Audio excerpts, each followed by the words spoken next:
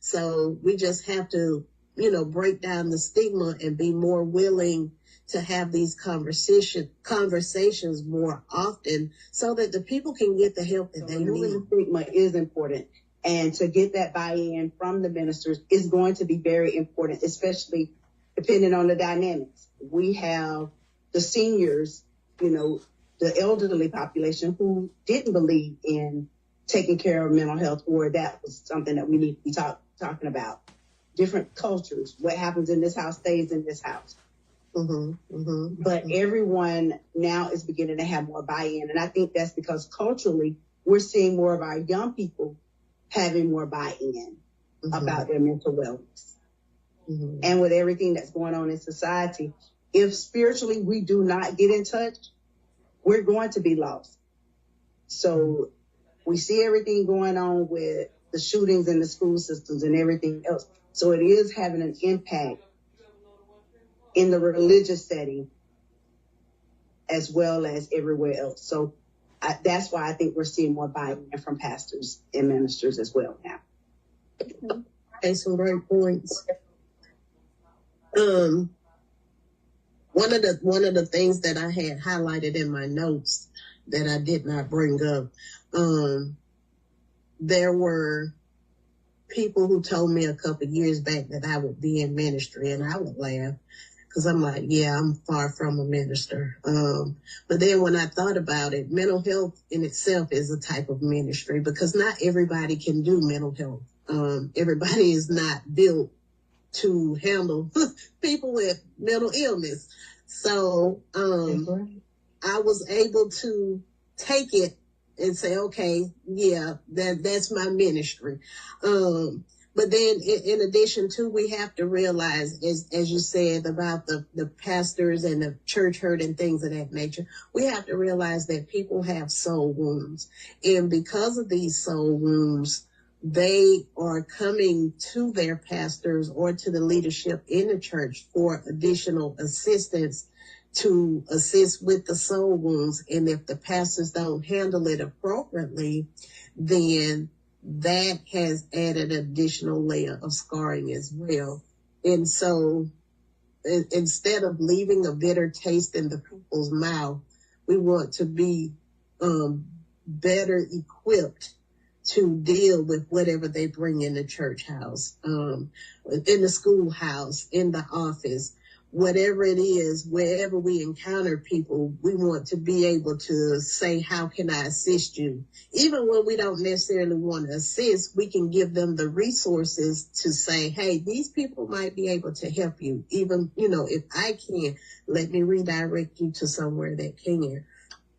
But we have to realize that the soul wounds are caused by sin and trauma, and everybody has sinned, whether they want to admit it or not. We were born in a sinful nature. So that is just something that, we were granted at birth. Yeah, we can try to perfect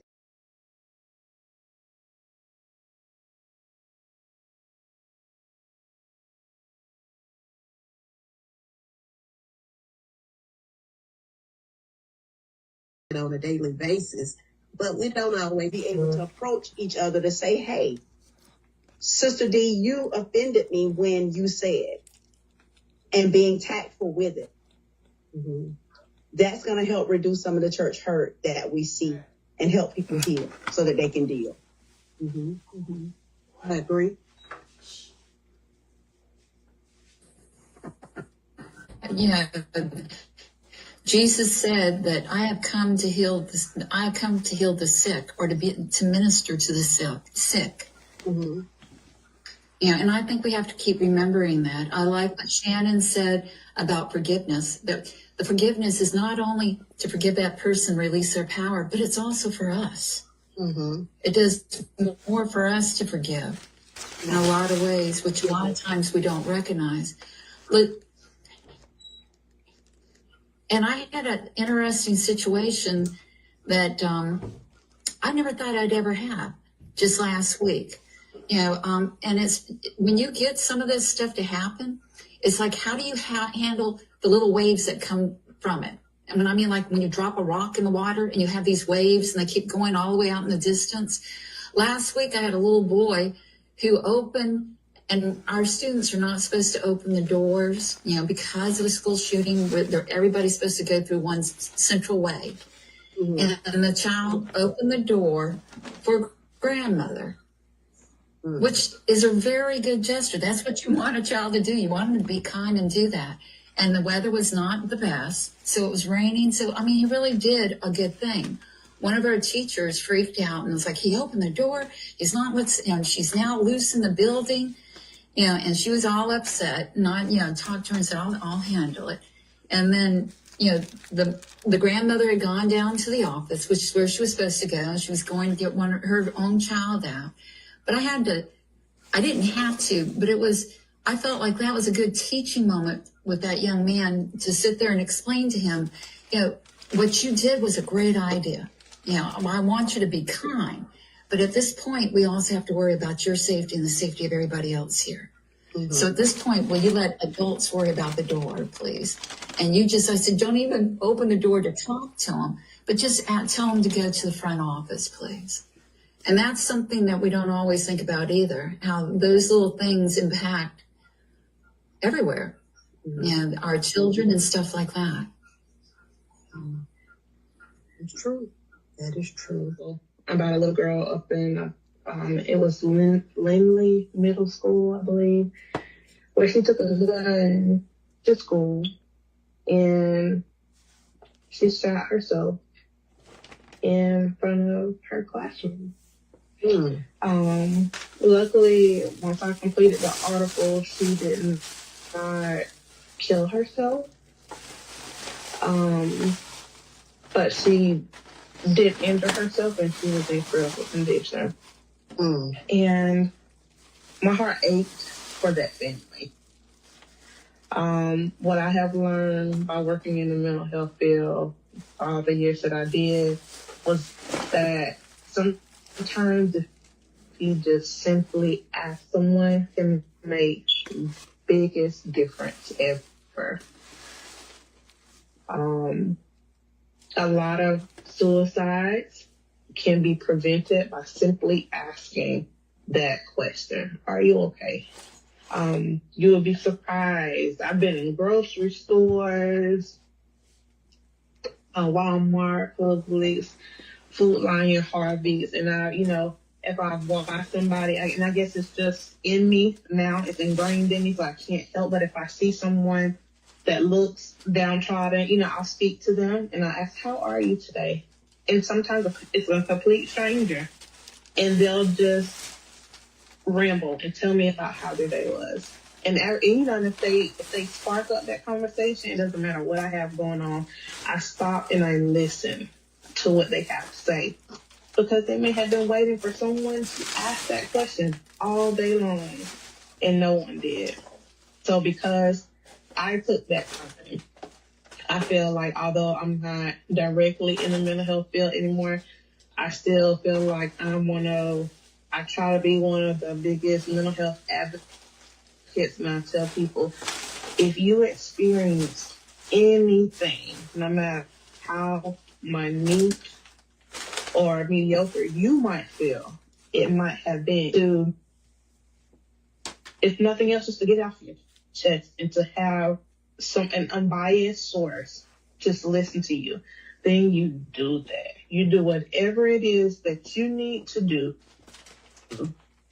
in order to be free of whatever it is that you're dealing with. And I just wondered with that shooting earlier, I was like, not only was the child able to get the gun in the school, but I'm wondering, like, how many times were the signs missed? Like, what? Because there's always a cry for help. In some shape, form, or fashion, there's always something where maybe that child might have been isolating, be it at school or at home. Their grades may have been A's and B's, and then their grades start to decrease. Like, there's always some little inkling that something is going on, that someone may need to intervene.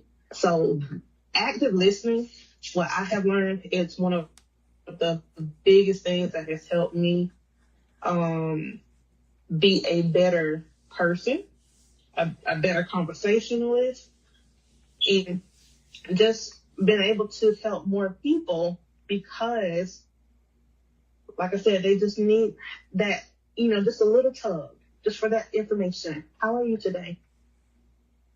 I feel like if someone had asked that child how she was, that could have derailed how she was feeling.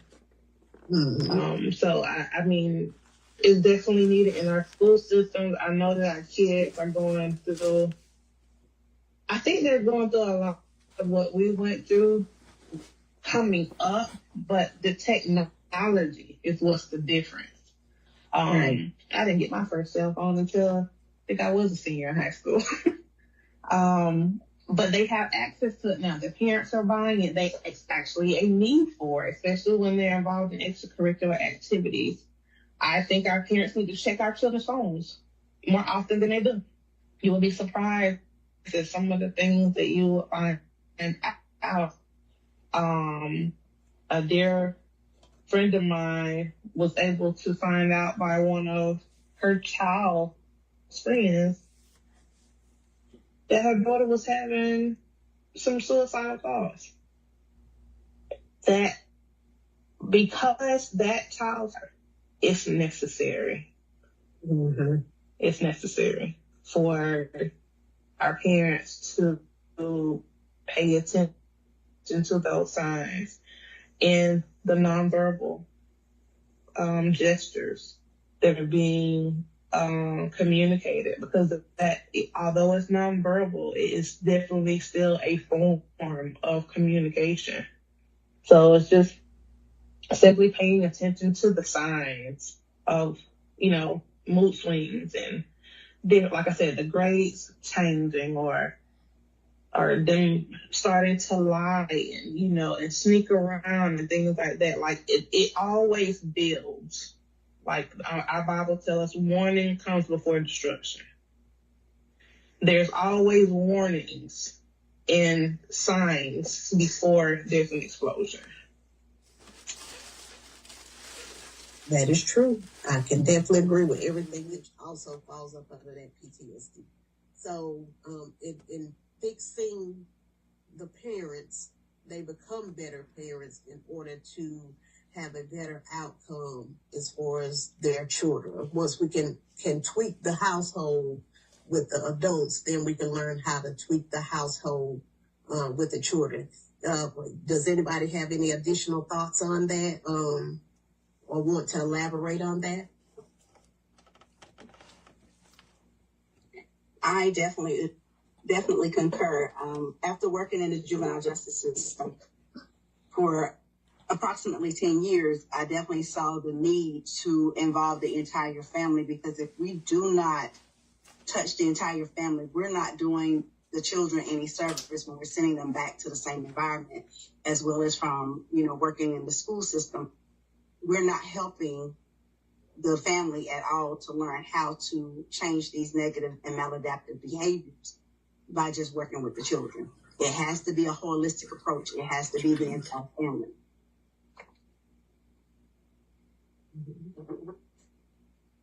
To account and get on top of, and that way that can reduce and eliminate an additional mental health issue for one or a couple of people, because that keeps them out the line of that predator. That they would like to add to the conversation. I can, Dr. Demetria. Okay. I just wanted to touch base just briefly on some of the resources that we have in the community. I think some of our people, and I'm saying our people because to me, all people are our people. Okay.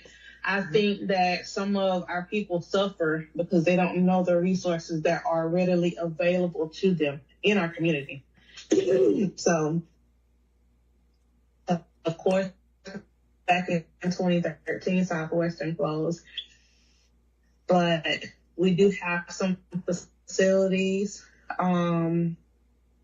here locally And I just wanted to just go over it. I just wanted to list and make sure that everyone knows. And I'll say the addresses and the names and their phone numbers a little slowly, just so you guys will have them. You mentioned, Dr. D, about texting the 988. Mm-hmm. There's also a 1-800 number for the Georgia Crisis and Access Line, also referred to as GCAL. And that phone number is 800-715-4225. If you are having an episode and you feel like you need someone to come out to your home, if you call GCAL, they can dispatch a mobile crisis team to come to the address where you are to complete an assessment, and they will help you decide, if you need to go further to the crisis center, or if you have to go to the ER. If you have some substance abuse, they may recommend that you go to the ER. If your heart rate or blood pressure is elevated, they will send you to the ER to be stabilized first. And then they'll refer you to either go to the crisis center, which is located at 525 Cassidy Road. Their phone number is 229-225-3917, or they'll refer you to go to Archbold Northside, and their address is 401 Albany Road. We also have the Georgia Pines Community Service Board, which is where outpatient therapy in a clinic is. And they're now located, they were on Smith Avenue, but they moved. And they're located out on Southwestern's old campus in the regional office. And that address is 400 South Pine Tree Boulevard. Their phone number is 229-225-5208. And I also have phone numbers for the Phoenix, which is a substance abuse facility here in Thomasville. As we spoke on earlier, some people suffer with mental health and substance abuse issues. Sometimes instead of them taking the prescription medication, they want to self-medicate. And a part of some of their self-medication that involves drugs or foreign objects that may cause them bodily harm, which doesn't help their situation. It further fuels it and sometimes makes it 10 times worse than what it would have been. And the Phoenix 5223, I believe they moved. They were on Southwestern campus. But when I pulled it up, their address was now showing 136 Oakwood Trace. So maybe they relocated as well. And then the last facility that I have the phone number for is Greenleaf. Greenleaf is a mental health facility that is located in Valdosta, which is about 45 minutes from Thomasville. And they're located at 2209 Pineview Drive in Valdosta. And their phone number is 229-506-7977. I was going to say that I think it's important for us, all of us who are dealing with mental health, to remember that we suffer from, secondary trauma, and that we have to take care of ourselves because we're reaching out for it's like, if I have this, I've been drinking out of this cup. If I keep drinking out of this cup, and I don't put anything in it, I'm going to be empty and I don't have anything else left to give to somebody else. And that's why, to me, God's real important. As you were saying, Shannon, the prayer life, reading in the Word of God, that helps give us stuff to give to others. But we also have to remember, too, some of us have heard or seen, or experienced ourselves some stuff with our children or our clients. That and it's sort of a secondary trauma, wouldn't you say, Dr. D? And that we need to, anybody in the helping fields will experience that secondary trauma. Mm-hmm. Yeah, and that's exactly. I know that's exactly what I wanted to say. As a therapist or a healthcare provider, anybody that provides any kind of care or ministry like this. You remember when Jesus had fed the multitudes, he went away and he had to be refreshed. And, I believe, and that was one of the two things I was going to say, Bunny, about how, professionals and pastors need therapists. Out of the trauma that they incur from those people that y'all say have church hurt, they bring, they get trauma too. And I believe that, they need, training and therapy as well. And I'm glad I'm an advocate for mental health as far as, the ministry is concerned. It goes hand in hand. Because, if a person is not, mentally fit, it's going to have something to do with the other facets of life as well. And the other thing that I want to mention to you ladies, when people, when we, in education, I know before we can put a child in special ed, we had to assess them. Many times, people come to church and they're not assessed. They don't have evaluations when they come in there. They hand the pastor say, "Oh, I'm dealing with this, and this, and this." And a good pastor, after you've prayed, and Shannon can tell you this because she's a member of my church. A good pastor the Bible says, you have to know those that labor among you. That may not be, I may not be a therapist or someone that works strongly in mental health, but I got some people around me that do. And I most definitely use them and try to push my congregants towards having mental health, because if you're healthy mentally, you can be healthy spiritually. And especially in the African American church, we tend to spiritualize things and just pray about it, put some oil on it, and you'll be fine. But God gave us physicians and professionals for a reason, and medicine for a reason. And so, ladies, tonight I've heard some wonderful testimonies, as well as some strategies to use. And that was the purpose of this meeting tonight, is to get you ladies and professionals together to do that. And you all have done a wonderful job. But just to close out, I know I touched briefly a few minutes ago on soul wounds, and this is part of the information that I was looking when I read that, but it was in two different locations. Soul wounds are caused by sin and trauma, most often in childhood, and the wounds can come in the form of hurt, disappointment, molestation, abuse, and abandonment, anger, resentment, bitterness, hatred, and unforgiveness, with unforgiveness being the biggest soul wound. So, Miss Bonnie, what you said about the forgiveness, that is a huge piece to release ourselves and our souls that can break the bondage that we may have had on anything. And then, but if we don't